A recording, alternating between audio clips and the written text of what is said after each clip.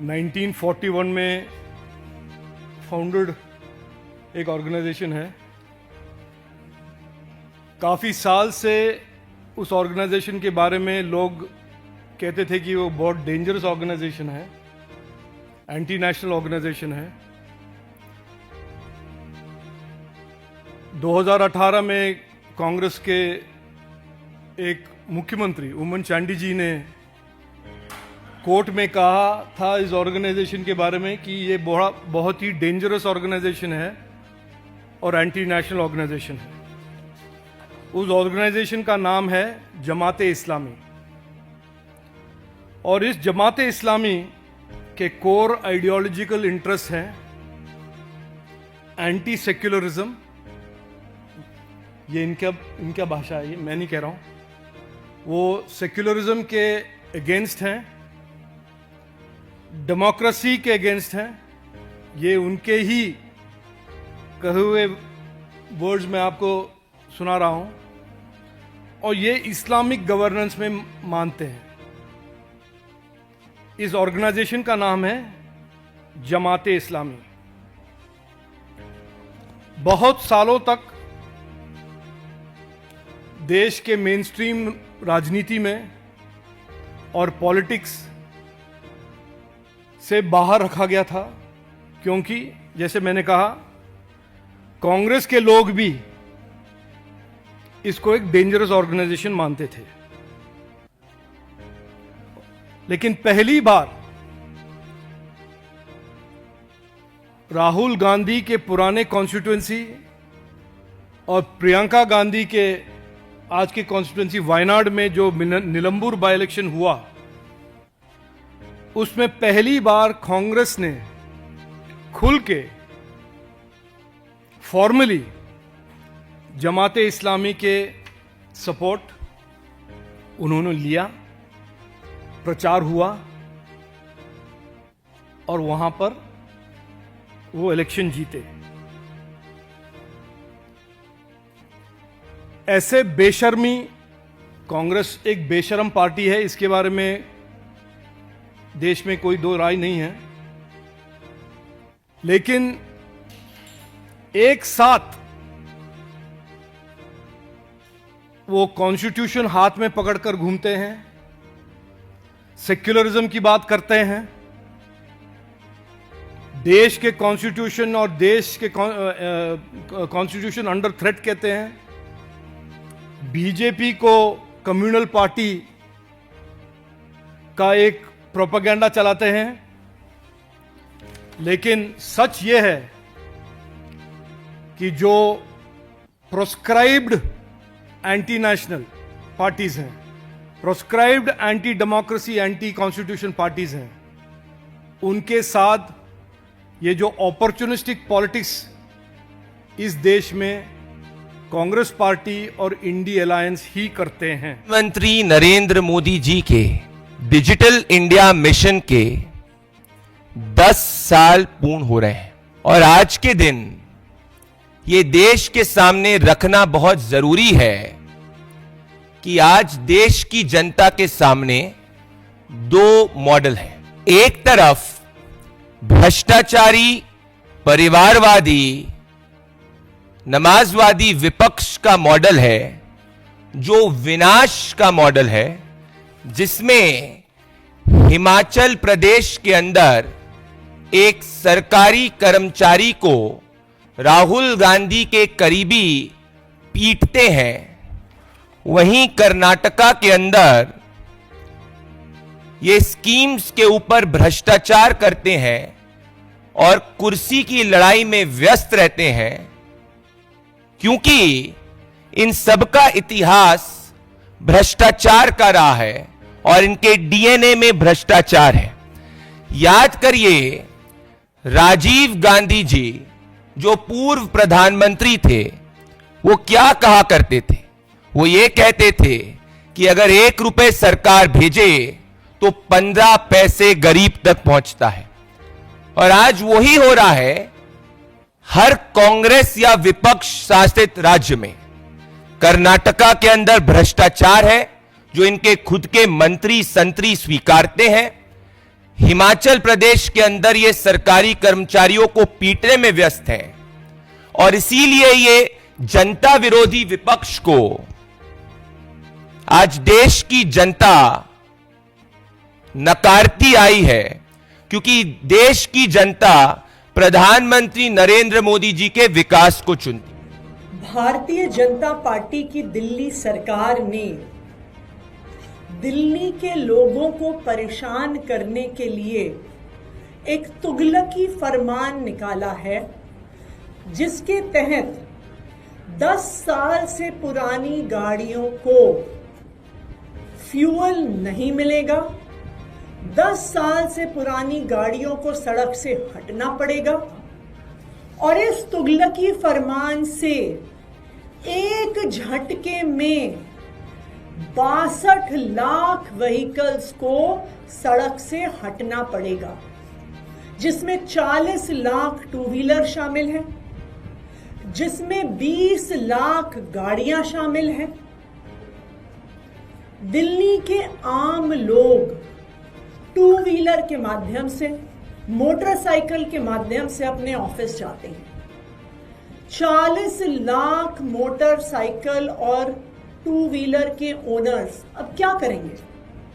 वो कैसे ऑफिस जाएंगे? वो अपनी दिनचर्या कैसे पूरी करेंगे? दूसरी तरफ दिल्ली में बहुत सारे ऐसे बुजुर्ग हैं, सीनियर सिटीजन्स हैं, जो गाड़ियों को इस्तेमाल करते हैं सिर्फ घर से बाजार जाने के लिए, बाजार से घर आने के लिए। अक्सर सेकेंड हैंड गाड़ी वो खरीदते हैं और उस गाड़ी को लोकल यूजेज के लिए इस्तेमाल करते हैं। अब ये बुजुर्ग अपने घर से मार्केट तक कैसे जाएंगे? क्या वो पैदल चल के जाएंगे? अपने हाथ में 10-10 किलो का सामान ढो के लाएंगे? क्या ये चाहती है भारतीय जनता पार्टी? ये ऑर्डर तुगलकी है, निराधार है, इलॉजिकल है।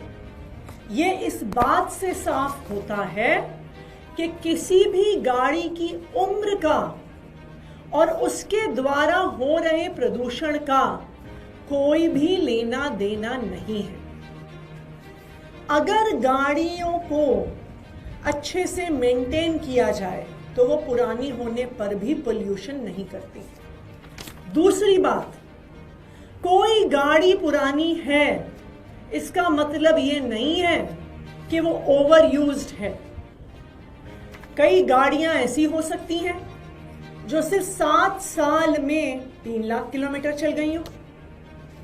कई गाड़ियां ऐसी होंगी जो 15 साल में भी 50,000 किलोमीटर से ज्यादा नहीं चली हो। तो अब बीजेपी के इस नए फरमान के अनुसार 3 लाख किलोमीटर चली हुई गाड़ी तो सड़क पर रह सकती है, लेकिन मात्र 50,000 किलोमीटर चली हुई गाड़ी को सड़क से हटना पड़ेगा। बताइए, ये तुगलकी फरमान नहीं है तो और क्या है?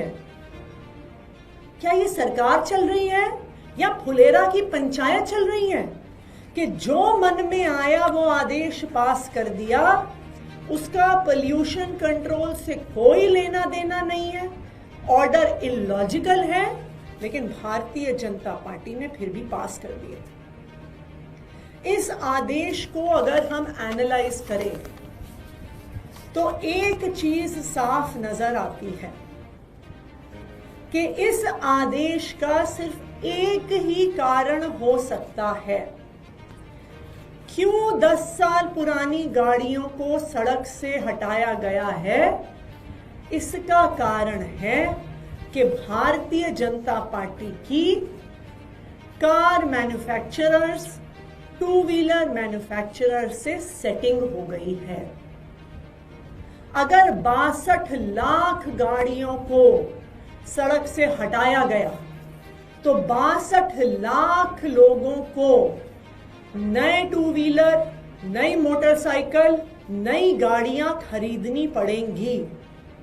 इसका फायदा सिर्फ और सिर्फ मोटरसाइकिल बनाने वालों को, गाड़ियां बनाने वालों को हो रहा है, और किसी को इसका फायदा नहीं होगा। आज मैं भारतीय जनता पार्टी को चैलेंज करती हूं कि पिछले 5 साल में उनको मोटरसाइकिल और गाड़ी के मैन्युफैक्चरर से, इनकी कंपनियों से कितना चंदा मिला है वो दिल्ली के लोगों को बताएं। भारतीय जनता पार्टी ये सामने रखे कि 5 साल में लोकसभा के चुनाव के लिए, अलग अलग राज्यों के चुनाव के लिए, दिल्ली के चुनाव के लिए गाड़ी बनाने वालों ने, मोटरसाइकिल बनाने वालों ने उनको कितना चंदा दिया है, कितना डोनेशन दिया है, वो दिल्ली वालों को बताएं। और इससे दूध का दूध, पानी का पानी हो जाएगा, क्योंकि यही एकमात्र कारण है कि 10 साल पुरानी गाड़ियों को सड़कों से हटाया जा रहा है कि लोगों को नई मोटरसाइकिल खरीदनी पड़े और नई गाड़ियां खरीदनी पड़े। 4 इंजन की सरकार नया कानून नहीं लेके आ सकती है। चाहे एनजीटी हो, चाहे सुप्रीम कोर्ट हो, चाहे हाई कोर्ट हो, वो कानून के हिसाब से ऑर्डर देते हैं। आपको याद होगा जब सुप्रीम कोर्ट ने आम आदमी पार्टी के केस पर दिल्ली की चुनी हुई सरकार को सारी पावर दी थी, तो 8 दिन के अंदर अंदर भारतीय जनता पार्टी की केंद्र सरकार ऑर्डिनेंस लेके आ गई थी। क्यों भारतीय जनता पार्टी पार्लियामेंट से, दिल्ली विधानसभा से नया कानून नहीं पारित कर सकती है? क्यों उस कानून में गाड़ी की फिटनेस, गाड़ी की माइलेज को आधार बनाया जा सकता एंड ऑफ लाइफ का? अगर भारतीय जनता पार्टी दिल्ली के लोगों को राहत देना चाहे तो बिल्कुल राहत दे सकती है, लेकिन भारतीय जनता पार्टी को दिल्ली के लोगों की चिंता नहीं है।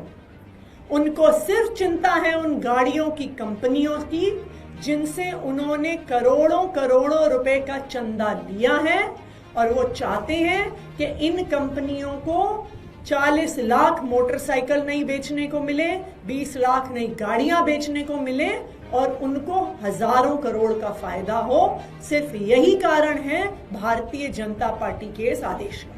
ये वही भारतीय जनता पार्टी है जो चुनाव से पहले दिल्ली की सभी झुग्गी बस्तियों में जाकर प्रवास करती थी। जब उनको वोट चाहिए था तब झुग्गी में रहने वाले लोग उनके भाई थे, उनके बच्चे थे, उनकी बहनें थी, उनके माताएं थे, उनके बुजुर्ग थे। वो बुजुर्गों के पांव छू रहे थे, वो बच्चों के सिर सहला रहे थे। और अब भारतीय जनता पार्टी उन्हीं लोगों को जिनके घर पे उन्होंने खाना खाया, रात को रुके, उनके बच्चों के साथ कैरम खेला, लूडो खेला, उनका वोट लिया, अब उन्हीं की झुग्गियों पर बुलडोजर चलाने की बात कर रही है। भारतीय जनता पार्टी को शर्म आनी चाहिए। अगर दिल्ली के झुग्गियों में कोई लोग रहते हैं तो वो पूर्वांचल से आने वाले हमारे भाई बहन रहते हैं, जो यूपी से, बिहार से दिल्ली में काम की खोज में आते हैं। और सिर्फ दिल्ली में नहीं, देश के सब बड़े शहरों में, चाहे बॉम्बे हो, चाहे बैंगलोर हो, चाहे सूरत हो, हमारे पूर्वांचल के भाई बहन काम की तलाश में शहरों में आते हैं और ज्यादातर जेजे क्लस्टर्स में झुग्गियों में रहते हैं। लेकिन आज भारतीय जनता पार्टी का असली गरीब विरोधी चेहरा, पूर्वांचल विरोधी चेहरा सामने आ गया है। और अगर भारतीय जनता पार्टी इसी तरह हमारे पूर्वांचल के भाइयों बहनों को रोहिंग्या कहती रहे तो इसका जवाब बिहार के लोग, बिहार की जनता आने वाले बिहार चुनाव में उनको देंगे। बुलडोजर चल जाते हैं अमृतकाल में, गरीब के मकान को जो है तोड़ दिया जाता है अमृतकाल में, धारावी में जो लोग को बेघर कर रहे लाखों लोग, क्योंकि अमृतकाल है। लेकिन विचित्र क्या है कि पिछले 2 हफ्ते में अमृतकाल का जो है कारनामे सुन लीजिए। मध्य प्रदेश में चीफ मिनिस्टर के 19 गाड़ी में पानी डाल दिया, अमृतकाल। गाड़ी में, मध्य प्रदेश के सीएम के गाड़ी में 19 गाड़ी बंद हो गई क्योंकि पेट्रोल के जगह पर पानी डाल दिया। है ना मजेदार? मजा आ रहा है ना आप लोगों को कि अमृतकाल है, कोई रिपोर्ट नहीं, कोई चिंता नहीं। हमीरपुर में रोड बंद की गई थी, भाजपा के विधायक को आप पार कराते हो और एक लड़का अपने मां का शव को कंधे पे लगा करके एम्बुलेंस से उतार करके कंधे पर ले जाता है, बैरिकेड पार करता है। नो न्यूज, अमृतकाल, no news. Neither will you report, anybody will report, कोई नहीं बोलता है। लेकिन वही आदमी जो लाश उठा के ले जा रहा है वो आप और हम हैं इस देश के, और हमारी भी बारी आएगी, आपकी भी बारी आएगी। हमारी तो आ चुकी है क्योंकि हम विपक्ष में हैं। वंदे भारत में आप ट्रेन खरीद लीजिए, एक छोटी सी चेतावनी है, वंदे भारत में एग्जीक्यूटिव क्लास का टिकट कभी मत खरीदिएगा। कहा पता भाजपा विधायक आकर आपको हटाकर पीटने लग जाए। एक सीनियर सिटीजन को तो पीट दिया था, अभी वंदे भारत में है उत्तराखंड में। No news. एक भाजपा का नेता विधायक ने एक एसडीएम लेवल के पदाधिकारी को पीटा उत्तर प्रदेश में। अमृतकाल, नो न्यूज। अमृतकाल, मोदी काल, अमृतकाल, जो भी है। भोपाल में एक ब्रिज बनाते हैं जो 90 डिग्री का टर्न। कहां दुनिया में ऐसा जो है आपको कारनामे मिलेंगे यार, जो 90 डिग्री का ब्रिज बना दिया बीजेपी वालों ने, 90 डिग्री। अमृतकाल। सूरत, पुणे में जो है बाढ़ आ गई, कोई रिपोर्टेज नहीं है, कोई कवरेज नहीं है। क्यों? क्योंकि अमृतकाल में किसी तरह का भाजपा के खिलाफ रिपोर्ट करना आपका जो है भगवान क्या बोलते हैं, एंड या समाप्त करने के रास्ते पर आपके करियर तो समाप्ति हो जाएगी और आपको रिपोर्टर के पद से हटा दिया जाएगा। एक चीज मैं आपसे पूछना चाहूंगा प्रेस कॉन्फ्रेंस के बाद, कि प्रधानमंत्री जी जब भी उनके कारकेट जाता है, अचानक ये एम्बुलेंस कहां से आ जाता है यार? बार बार यही स्क्रिप्ट है, तो या तो प्रधानमंत्री जी का ही एम्बुलेंस आगे बढ़ने के चक्कर में है। आपने देखा ना, जब भी प्रधानमंत्री जी कहीं पर भी जाते हैं अमृतकाल में, तो तुरंत एक एम्बुलेंस आ जाता है, प्रधानमंत्री साइड दे देते हैं। इतनी घिसा हुआ स्क्रिप्ट है कि prime minister gave side to the ambulance every time यार। हमेशा जब प्रधानमंत्री निकलते तो ये एम्बुलेंस कहां से आ रहा है? ये तो थोड़ा सा ज्यादा हो गया ना डायरेक्शन में, एक्टिंग में थोड़ा टू मच है। I mean, Amritkal is really a bit too much for me, you know. I mean, I'm really worried.